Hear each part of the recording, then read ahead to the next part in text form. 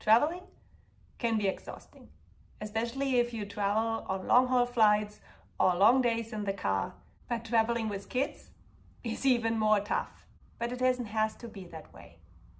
So in this video, I will share some hints. I will give you some ideas how to make travel with kids easy and enjoyable for the whole family. Before you start your journey, think about the destination. Is this destination something that is fun for everyone, also for the kids, or only for you as the parents? Of course, as the parents, we also need a break sometimes. Is it worth it to go on a vacation that is great for you, but you will basically have your kids complaining all the time? So when we didn't have our daughter, my husband and I, we went hiking. We even did overnight hikes for several days. So where you have to carry your backpack and all the stuff. It was fun by then. But with our daughter, we had to realize that our vacation needs to change, that it's fun for her as well as for us. If you travel abroad and you will be on a long-haul flight, actually make sure that you also check already when you make the booking, check on how many stops you have, check on the timing. So if you look online and you search for flights, you will already get the information on how long the flights in total will be, and also how much time you have if you have a stopover, how much time you have to get from one gate to the other. I don't know how often actually we had to run from gate to gate in order to not miss our connection. So therefore, if you have the chance and you want to be on the safe side, book a flight non-stop. If this is not possible, you a bit of extra buffer in between in case of the first flight was delayed, so that you can still catch or make the second flight. On the day of travel, make sure that you go outside with your kid before, or at least, do some exercise or get the energy out, because the kid has to sit for a long time on the plane. So it makes it so much easier if the energy is out. If you are traveling early in the morning, even on the airports, they have certain areas for kids where they can play. They have kind of a play area that you can go to. It's even listed on the map of the airport, and then you can go there and the kids can still play a bit before you enter the plane.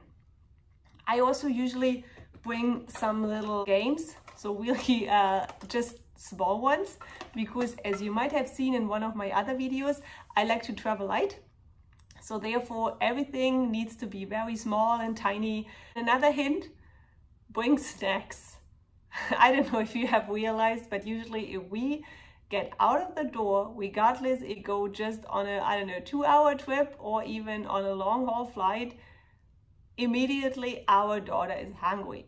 So, and to avoid spending money at the airport, get some snacks and a water bottle, an empty water bottle that you can refill at the airport all the time. So let's talk a bit about luggage. As I mentioned before, I like to travel light. So usually we try to bring only a backpack, like a personal item, and a carry-on, regardless for how long we travel. We even use this kind of setup also for a 3 months in Europe trip. Depending on which season you go, you don't need much. So, and then there's usually also an opportunity to use a laundry on your way. We even had clothes, like even in those 3 months, we had clothes that we didn't wear. Maybe that's because my daughter didn't like this shirt, so I should not even have bought it. This travel light thing, of course, you need to decide for yourself if this is something you want to do or you don't want, and then pack accordingly. So that means, of course, that if you go on the plane, you need to carry all the stuff with you. I have a friend who has 3 kids, and for her, the rule is they only bring 1 backpack on the plane, and then they check the luggage. And it makes sense, of course, if you have more kids and you don't have that many hands to carry everything, especially if your kids are little. So they only put everything in 1 bag, they bring it on the plane so they cannot forget that much, and make sure everything that's get in also gets out. Again, this is something you need to try out for yourself. I traveled even when our daughter was little. We always traveled with this one personal item and one carry-on, and we were fine. Try it out. I even will share the links to the other videos I posted on that, how to put all your stuff either just in a backpack or to travel for 3 weeks in a carry-on. So maybe you want to check it out. In these videos I will also reveal some hints on how to pack smart, and also what you will need and what you won't need. So just talking about the journey in general. Involve your kids. So regarding of the age of your kid, if they are a bit older, let them pack their stuff themselves. And then of course, after they have set their clothes together, you check if everything is in or something needs to be reconsidered. But at least they feel part of the journey, part of the travel, and involved. So I do this all the time. My daughter, basically I tell her, okay, we go 3 weeks here and there. This is what we need, and then she packs her stuff, and then afterwards I check if she may be overpacked because we still do the travel light, or if something is forgotten, and then we talk about it, and then she just, you know, adds the stuff, and then we put everything in her carry-on. And then she still has the personal item to bring some personal stuff like the games or some coloring books or something that also keeps her entertained and makes the journey fun. And this is now probably the most important hint. Forget about the screen time limit if you have this for the day of your travel. Let them watch. Honestly, it makes travel so much easier and enjoyable. In general, we are pretty strict on screen time. So some of my friends or my colleagues will know that we didn't even have a TV for 5 years. First, when we moved from Germany to the US.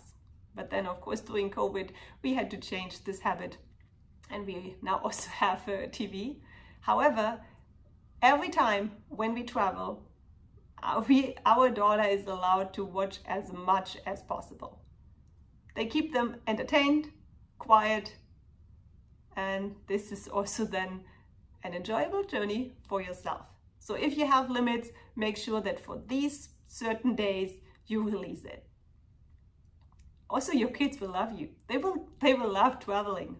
Actually, for my daughter, the day of being on the plane, like entering the plane and then staying there for 8 or 9 hours, is the best day ever. If you arrive at your destination, also think about how you will handle the travel from the airport to your hotel or to the place where you are staying at.